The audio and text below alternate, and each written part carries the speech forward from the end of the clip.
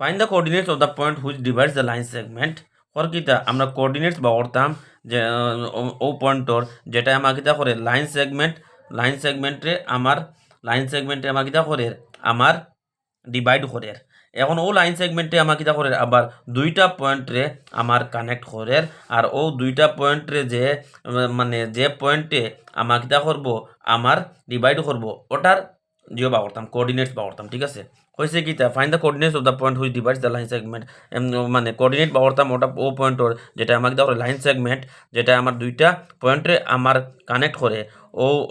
ও বিন্দুটার আমাকে দেওয়া করতাম আমি কোঅর্ডিনেটটা বা করতাম। তাহলে এখানেও কিতা দেওয়া আছে, এটা আমার সেকশন ফর্মুলা ইউজ হইব। হয়েছে কিতা একটা বিন্দু আছে আমার, ঠিক আছে, ও বিন্দুটায় আমার একটা লাইন সেগমেন্ট যেটা আমাকে কিতা করে দুইটা বিন্দুরে কানেক্ট করে। ও লাইন সেগমেন্টে ডিভাইড করে কিতা রেশিও আমার 3:1 কিতা কর আমার 3:1 আমার ডিভাইড করে। কিন্তু আমার ও দুইটা পয়েন্টও আমার কোঅর্ডিনেটস দেওয়া আছে। এখন বাহরতাম কোনটা আমার ও বিন্দুটার আমি বাহরতাম। ঠিক আছে, ও বিন্দুটা এটা লাইন সেগমেন্ট। ঠিক আছে, ও দুইটা বিন্দুর আমার কিতা দেওয়া আছে পয়েন্টর আমার কোঅর্ডিনেট দেওয়া আছে। আর ওটা কিতা করে আমার ডিভাইড করে ও লাইন সেগমেন্টে আমার কোন রেশিও 3:1। তাইলে এটা আমার সেকশন ফর্মুলা লাগবো। কিতা লাগবো? সেকশন ফর্মুলা লাগবো। সেকশন ফর্মুলা আমরা জানি কিতা। এখন সেকশন ফর্মুলা এখানেও দেখো আমার দেওয়া আছে কিতা এম ওয়ান কত দেওয়া আছে M1 M2 আর কিতা X1 X2। ঠিক আছে, তাহলে M1 M2 এখানেও M1 কত দেওয়া আছে দেখো চান 3। M1 কত দেওয়া আছে আমার 3 দেওয়া আছে। আর M2 কত দেওয়া আছে আমার 1 দেওয়া আছে। ঠিক আছে, আবার কিতা X1 এর ভ্যালু কত আছে আমার 4 আছে। কত আছে 4 আছে। আর কিতা আছে X2 এর ভ্যালু কত আছে 8 আছে। আর কিতা আছে আমার Y1 এর ভ্যালু কত -3। আর Y2 এর ভ্যালু কত আছে আমার 5 আছে। ঠিক আছে, 5 আছে। এখন X এর ফর্মুলা আমরা জানি কিতা, সেকশন ফর্মুলা কিতা আছিল M1 X2 প্লাস কিতা আছিল M2 X1 by M plus N। ঠিক আছে, M plus M1 plus M2 ওরকম তো আমার সেকশন ফর্মুলা আছিল। তাইলে X ইকুয়াল টু আমার কিতে বার হয়ে যাব M1 এর মান কত দেওয়া আছে 3 দেওয়া আছে। M1 এর মান দেওয়া আছে কত ভ্যালু কত দেওয়া আছে 3 দেওয়া আছে। আর কিটা দেওয়া আছে X2 কইছে X2 কত 3 × 8 X2 এর মান কত 8 দেওয়া আছে।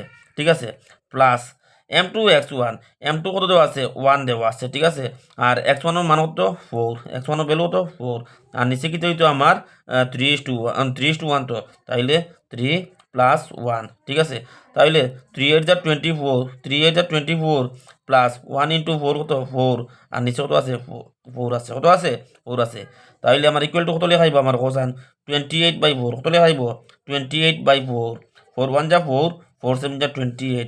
তাইলে X ইকুয়াল টু কত বার হয়ে গেল আমার X ইকুয়াল টু 7 বার হয়ে গেছে।